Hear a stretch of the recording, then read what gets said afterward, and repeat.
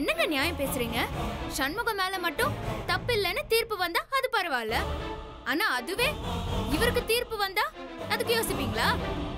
பாவம் மீனாட்சி, இப்ப என்ன பண்ணுவாங்க அவங்க? என்ன மாப்பிள்ள நீங்க போய் அந்த குடும்பத்துக்கு பாவ புண்ணியம் எல்லாம் பாத்து கிடக்குறீங்க? அவன் பண்ண அராஜகத்துக்கு கடவுள் சரியான தண்டனை எல்லாம் கொடுத்துருக்காரு. நீ கிளம்பா, நீ யோசிக்காத. எனக்கு ஏதாவது ஆயிரம் தானே நீ காத்திருந்த. நானே சொல்றேன், எனக்கு என்ன ஆனாலும் பரவாயில்ல, இந்த கல்யாணம் நடக்க கூடாது. நீ கிளம்பு.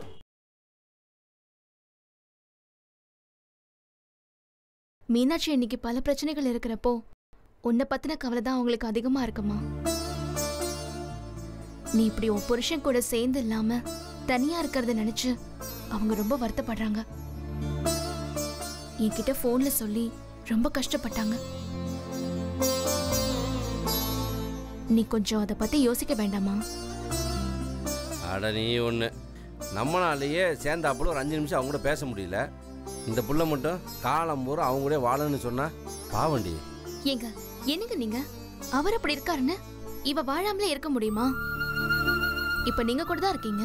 ஏய், யார் கூட சேர்த்து வச்சு பேசிட்டு இருக்க? நான் என்ன அவனை மாதிரி வெட்டியாவை சுத்திட்டு இருக்கிறேன்? நான் கை நிறைய சம்பாதிக்க தெரியல. சம்பாதிக்கிறீங்க, அத நான் எதுவுமே சொல்லலையே. ஆனா அடுத்தவங்க மனசை நோகடிக்கிற மாதிரி எத்தனை தடவை பேசிருப்பீங்க, நடந்திருப்பீங்க. அதையெல்லாம் நான் பெரிய விஷயமா எடுத்துட்டு இருந்தேன்னா இன்னைக்கு இவ்வளவு மாதிரிதான் வாழ்க்கையை தொலைச்சிட்டு நின்னுட்டு இருந்திருக்கணும். இதெல்லாம் வாழ்க்கையில சகஜம், அமைதியா போயிட்டு இருக்கேன். ஏய், அந்த புள்ளைக்கு என்னமோ அதை மட்டும் சொல்லு. தேவையில்லாம என்ன பத்தி எல்லாம் பேசிட்டு நீங்க கொஞ்சம் பேசாம இருக்கீங்களா? அவர் சொல்றதும் கரெக்ட் தானே அண்ணி.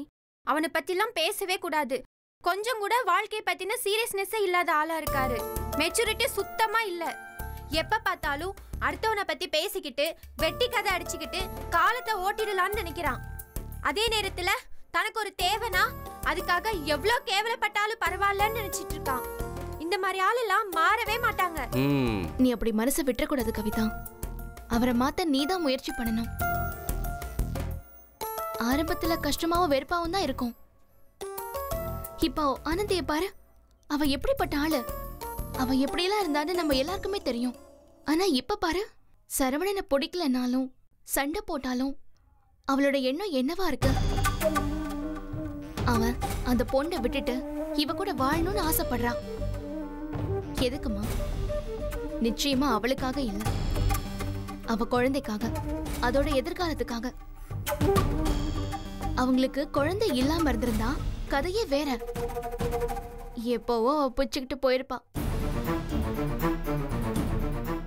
ஆனா யதார்த்தத்துல குழந்தைன்னு ஒண்ணு இருக்கும்போது நம்மளால அதெல்லாம் யோசிக்க முடியாதுமா. நீ கொஞ்சம் புரிஞ்சுக்கோ. ஆனா இப்ப எல்லாத்துலயும் கொஞ்சம் அட்ஜஸ்ட் பண்ணிட்டு தாமா போகணும்.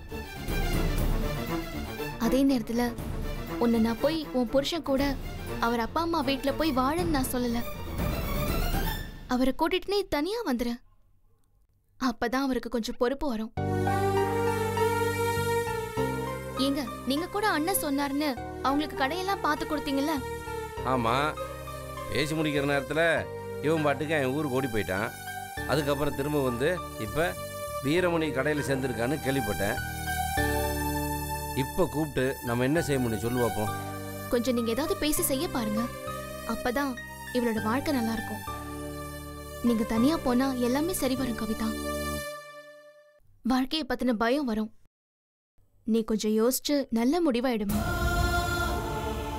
நீ இப்ப போய் அவர் கூட வாழ்றதுனால உனக்கு எல்லா சந்தோஷமும் நிம்மதியும் கிடைக்கும்னு நான் சொல்லல. இங்க பாரு, நம்ம சண்டை போடுறதுனால நமக்கு எதுவுமே கிடைக்க போறதில்ல. இன்னும் சொல்ல போனா நமக்கு சங்கடம் தான். எப்பவும் எழுந்த நேரத்தை திரும்ப கொண்டு வரவே முடியாது. நாங்க இந்த மாதிரி நிறைய நேரத்தை இழந்துட்டோம்.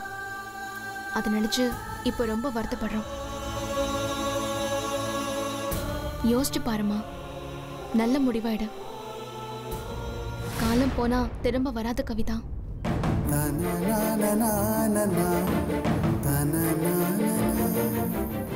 நாம தப்பு பண்றோமோ? இவங்க சொல்ற மாதிரி அவரை கொஞ்சம் கொஞ்சமா திருத்தி கொண்டு வந்துடலாமா? என்ன பண்ணலாம்?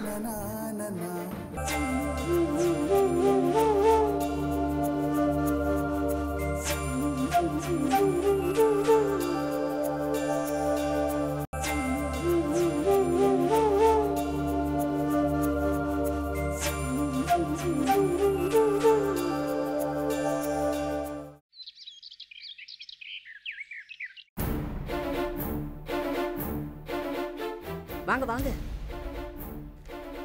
ஐயா இருக்காரா? இருக்காருங்க. வீரசேனா,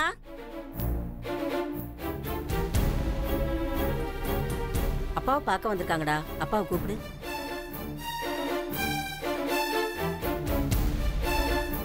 ஏன் நிக்கிறீங்க? உட்காருங்க. இல்ல பரவாயில்லைங்க. வாங்க வாங்க.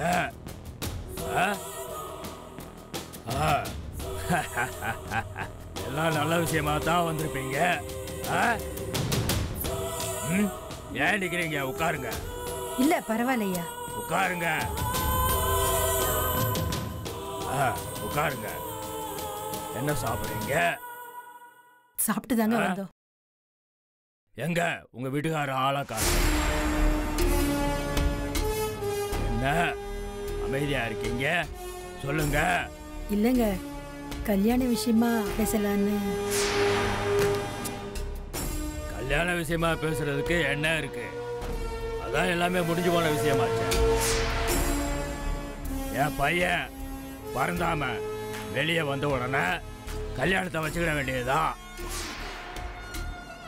என் பையன் வெளியே வர்ற அந்த நாள் தான் நல்ல நாள். அன்னைக்கே எல்லா ஏற்பாட்டையும் நல்லபடியா பண்ணுங்களான்னு சொல்லிட்டேன் என் ஆட்கள்கிட்ட. நல்லா ஊரே சும்மா ஊரே ஆடித்தான் போகும். அந்த அளவுக்கு பண்ண சொல்லியிருக்கேன் ஏற்பாட்டை. நேரா என் பையன் வெளியே வந்த உடனே கல்யாண மண்டபத்துக்கு வந்து தாலியை கட்டிடுவான்.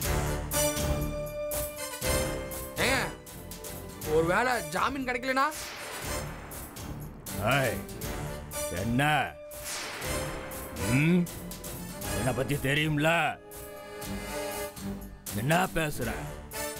பார்த்து பேசு. இல்லங்க, அதை பத்தி நாங்க பேச வரல. என் பொண்ணு இதுக்கு ஒத்து வர மாட்டேங்கிறா.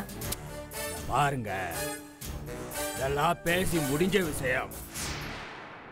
அதான் அவன் புருஷன் அன்னைக்கு வந்த உடனே எல்லாத்தையும் தெளிவா சொல்லி அனுப்பிச்சானே.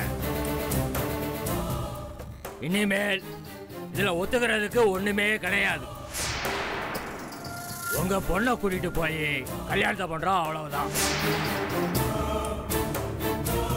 இந்த பாருங்க, இந்த மாட்டுக்கு மூக்கணாங்கயிறு போடுறாங்கல்ல, தெரியுமா?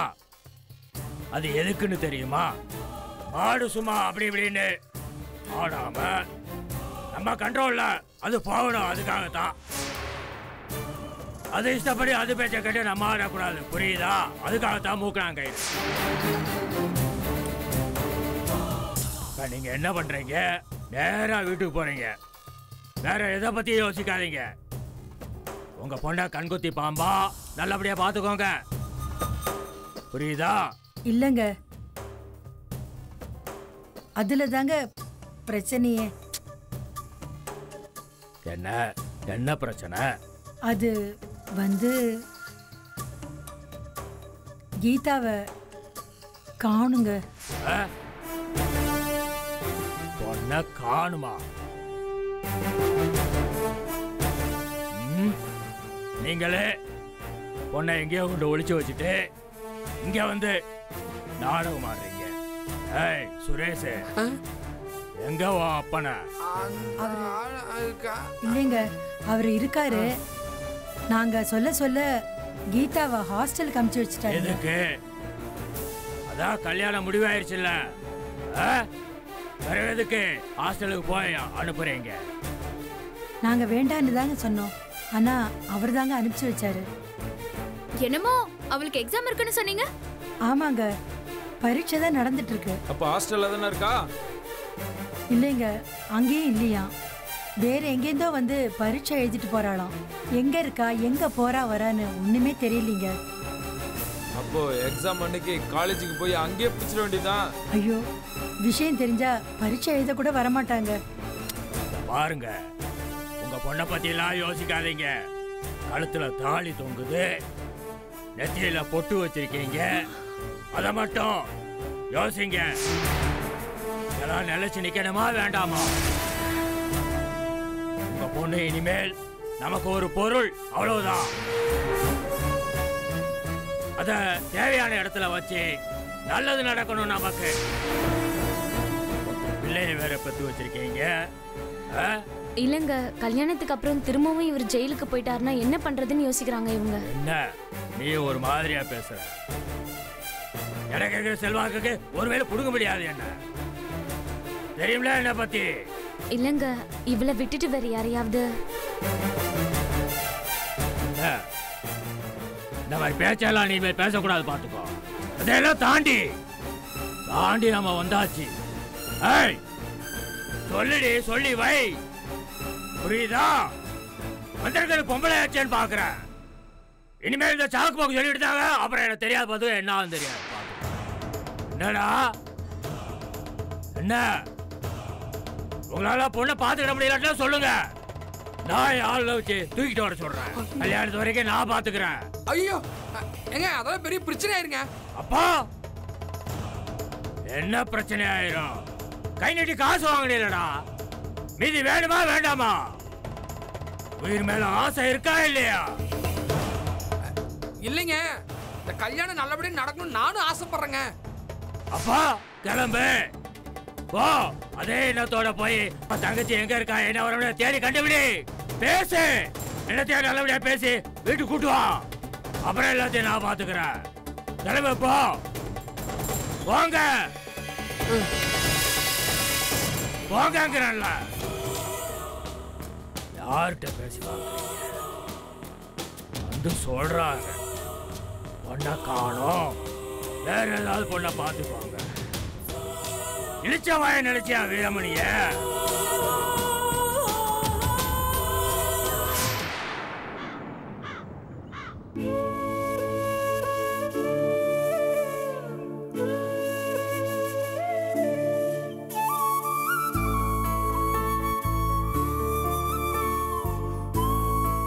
கவிதா,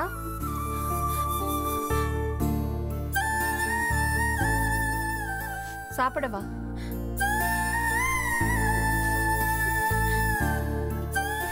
இங்க பாருமா, நடந்தது ரொம்ப கஷ்டமான விஷயம்தான்.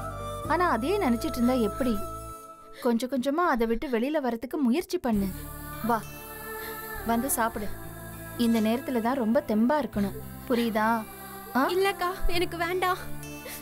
அக்கா சொன்னா கேப்பியா மாட்டியா? கவிதா வா, வாமா, வா. வா, அழாதம்மா, அழக்கூடாதுன்னு. ஆனந்தி, ஆனந்தி அக்கா, இங்க வா. கவிதா எதுவுமே சாப்பிடல, அவளை உள்ள கூட்டிட்டு போய் சாப்பிட. ஏன் கவிதா, இன்னும் நீ சாப்பிடலையா? வா. ஏமா இவ்வளவு நேரம் சாப்பிடாம இருக்க? வா.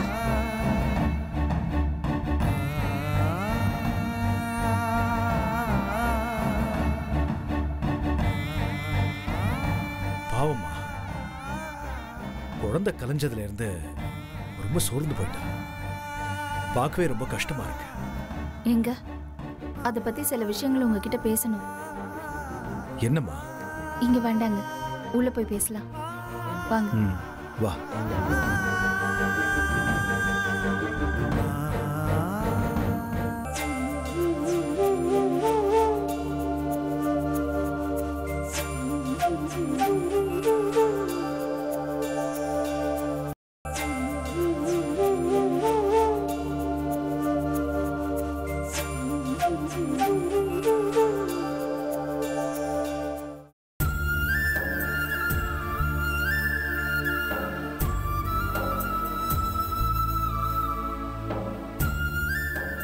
சொல்லுமா. இல்லைங்க, கவிதா அவ புருஷனோட சேர்ந்து வாழல, இப்போ தனியா தானே இருக்கா.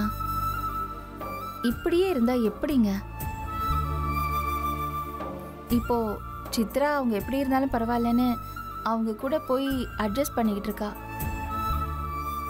அவ தனக்கு பிடிச்சிருக்கா, அம்மாக்கு பிடிச்சிருக்கா, எதையுமே யோசிக்கல. அவளுக்கு சரின்னு பட்டுச்சு, அவ போயிட்டா. ஒரு வகையில அதுவும் எனக்கு சரின்னு தான் படுதுங்க. அவளால அனுசரிச்சு போக முடியுங்கிறதுனால அவ போனா. அந்த முடிவு ரொம்ப சரி. ஆனா கவிதா, நாம இருக்கோன்னு நமக்கு பிடிக்காதுங்கிறதுக்காக அவ வாழ்க்கையை வாழாம இருக்காளோன்னு எனக்கு ரொம்ப சங்கடமா இருக்குங்க. இல்லம்மா, அப்படி வீரசேனனையும் சுரேஷையும் ஒரே இடத்துல வச்சு நம்ம பார்க்க முடியாது. வீரசேனன் ஒரு சில விஷயங்களை தப்பா நடந்துக்கிட்டாரு. ஆனா அவர் அப்பா கிட்ட போய் ஒட்டிக்கிட்டாரு. பரவாயில்ல. ஆனா சுரேஷ் அப்படி இல்லை. எந்த விதமான நல்ல பழக்க வழக்கங்களுமே இல்லாத ஒரு ஆள். இன்னும் சொல்லணும்னா அவங்கிட்ட சில கிரிமினல் குணங்கள்லாம் இருக்கிற மாதிரி தெரியுது. அதான் யோசனையா இருக்கு. சரிங்க, அதுக்காக இன்னும் எத்தனை நாளைக்கு தான் அவளை நம்ம பார்த்துக்க முடியும்? என்ன மீனாட்சி இப்படி பேசுற? அப்படி இல்லைங்க, நாம இருக்கிற வரைக்கும் நாம அவளுக்கு எல்லாம் செய்யலாம். ஆனா நம்ம காலத்துக்கு அதுக்கப்புறம் அவளோட வாழ்க்கை. நான் சாந்தி கிட்ட கூட சொல்லி பேச சொல்லியிருந்தேங்க. ஆனா அதுக்கப்புறம் அவளா என்கிட்ட எதுவுமே பேசல. நான் என்ன நினைக்கிறேன் தெரியுமா? எங்க அம்மா, கவிதா இவங்க எல்லாருமே இப்போதைக்கு இந்த வீட்டில் இருக்காங்க. அவங்க இருக்கிறதால பல நேரங்கள்ல ரொம்ப சங்கடமா தாங்க இருக்கு. என்ன சங்கடம்? அவங்க வைஜெயந்தி கிட்ட, வளர்மதி கிட்ட எல்லாம் சண்டை போட்டுட்டு இருக்காங்க. ஆமா, அவங்க யாரும் அப்படி நியாயமா இல்லையே. நியாயமானவங்க இல்லதான். ஆனா அதுக்காக கைராசி குடும்பத்தை வேடிக்கை பார்க்குற மாதிரி ஆயிடக்கூடாதுல்ல. அது மட்டும் இல்லைங்க, கவிதா நம்மளோட சப்போர்ட் இருக்குன்னு அதை மட்டுமே நம்பிக்கிட்டு இருந்தா எப்படிங்க? நாளைக்கே அப்பா கூட ஹாஸ்பிட்டல்ல இருந்து நேரா இங்க வந்து தங்க வேண்டியது வரலாம். எனக்கு என்னவோ அம்மா, கவிதா, அப்பா இவங்க 3 பேரையுமே தனியா வேற வீட்டுல இருக்க வைக்கலான்னு எனக்கு தோணுதுங்க. அது மட்டும் இல்ல, கவிதாவுக்கு என் பேர்ல இருக்கிற சொத்தை கொஞ்சம் எழுதி வச்சிட்டோம்னா அதை வச்சு அவ வாழ்க்கைய அவ பாத்துக்குவா இல்லையா? ஏதாவது ஒரு கமிட்மெண்ட் இருந்தாதான் அவங்களும் நிம்மதியா இருப்பாங்க, அவங்க சந்தோஷமா இருப்பாங்க. நாம இன்னைக்கு சப்போர்ட் பண்றோம் தான். நீங்களும் எந்த சொத்தும் வேண்டான்னு சொல்லிட்டீங்க. நாளைக்கே உங்களுக்கே ஒரு பெரிய தொகை தேவைப்பட்டா கூட அது உங்களுக்கு சங்கடமா போயிடும். அதனால நாம அவங்களை தனியா அனுப்பி வச்சிடலாங்க. என்னம்மா சொல்ற? அவங்க நம்மளையே சார்ந்து இருந்துட்டாங்க. இப்ப போய் நாம அவங்களை தனியா போக சொன்னா? பாத்தீங்களா, நீங்களே இப்படி யோசிக்கிறீங்க. அப்படி இருக்கும்போது அவங்க எப்படி யோசிப்பாங்க? நாளைக்கு தனிச்சு நின்று அவங்கெல்லாம் ஏதாவது செஞ்சாதான் அவங்களுக்கும் பெருமை, நமக்கும் பெருமை. எங்க அம்மா இந்த வீட்டுக்கு வர்றதுக்கு முன்னாடி தனியாதான் இருந்தாங்க. தங்கச்சிங்களை வளர்த்தாங்க, பெரியவங்களாக்குனாங்க. என் கூட எங்க அம்மாவுக்கு சண்டை, எங்க அப்பாவுக்கு தண்ணி அடிக்கிற பழக்கம் இருக்குன்னு உங்களுக்கே தெரியும். இது எல்லாத்தையுமே சமாளிச்சு சித்ராவுக்கு கல்யாணம் கூட பண்ணி வச்சாங்க. அப்படி இருந்தவங்களுக்கு நாம கூட இருக்கிறதுனால அந்த தன்னம்பிக்கை என்னமோ குறைஞ்சு போன மாதிரி எனக்கு தோணுதுங்க. அதையும் வச்சுதான் சொல்றேன். இதெல்லாம் சரிதான். ஆனா இல்லைங்க, மீனாட்சி அவங்க அம்மா தங்கச்சியை கூட்டிட்டு வந்து இங்க வச்சிருக்காங்கிற பேரு எனக்கு வேண்டாங்க. அது மட்டும் இல்ல, இங்க சரிசமமா நின்று சண்டை போடுறது ஒரு வகையில எனக்கு என்னமோ சரியில்லைன்னு தான் படுது. வேண்டாங்க, நாம நம்மளை பார்த்துப்போம். முடிஞ்சா அவங்களுக்கு நம்ம சப்போர்ட் பண்ணுவோம். என்ன நான் சொல்றது சரியா? சரி.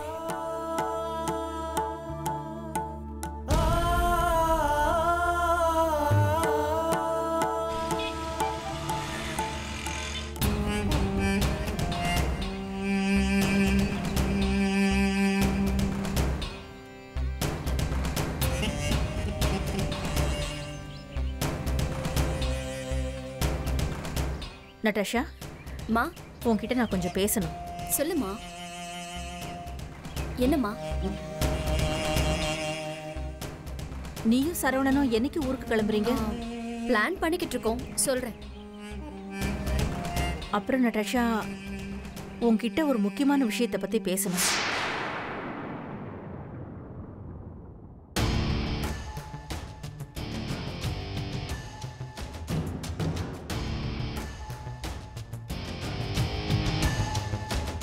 ஏமா நட்டாஷா, உனக்கும் கிருஷ்ணாவுக்கும் என்ன பிரச்சனை? சொல்லு நட்டாஷா, என்ன பிரச்சனை? என்ன என்ன கேக்குறீங்க நீங்க? நீ ஏன் கிருஷ்ணா கிட்ட முன்ன மாதிரி நல்லா பேசுறதும் இல்ல, பழகுறதும் இல்ல? யார் சொன்னா? நானே தான் கேக்குறேன். நீயும் கிருஷ்ணாவும் பேசுறதே இல்ல. என்ன காரணம்?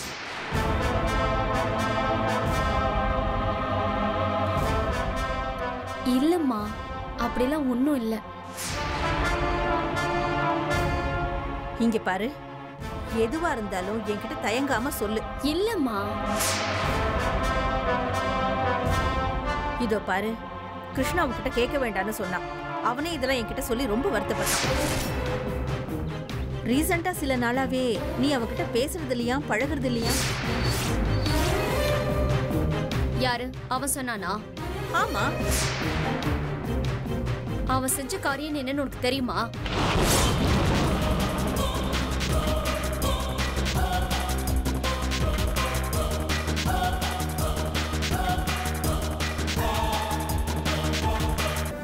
உன்னை பத்தி நீ கண்டிப்பா யோசிக்கணும்.